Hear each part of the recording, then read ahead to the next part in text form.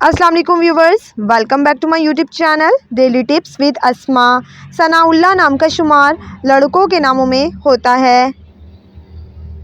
सनाउल्लाह एक इस्लामी नाम है। सनाउल्लाह नाम की इब्तदाई तारीख अरबी ज़बान से निकलती है। सनाउल्लाह नाम के लड़कों के लिए खुशकिस्मत नंबर 3 माना जाता है।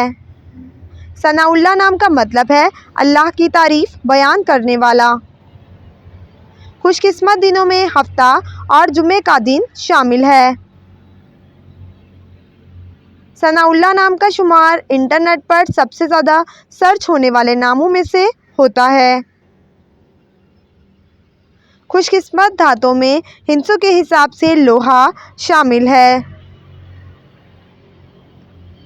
सनाउल्लाह नाम के अफराद के लिए मुआफ़िक रंगों में नीला, बनफशी और काला रंग शामिल है। सनाउल्लाह नाम के अफराद के लिए मुआफ़िक पत्थरों में नीलम पत्थर शामिल है। फ्रेंड्स, अगर आप अपने नाम का मतलब जानना चाहते हैं तो कमेंट बॉक्स में अपना नाम लिखें। इंशाअल्लाह हम आपके नाम की वीडियो ज़रूर बनाएंगे।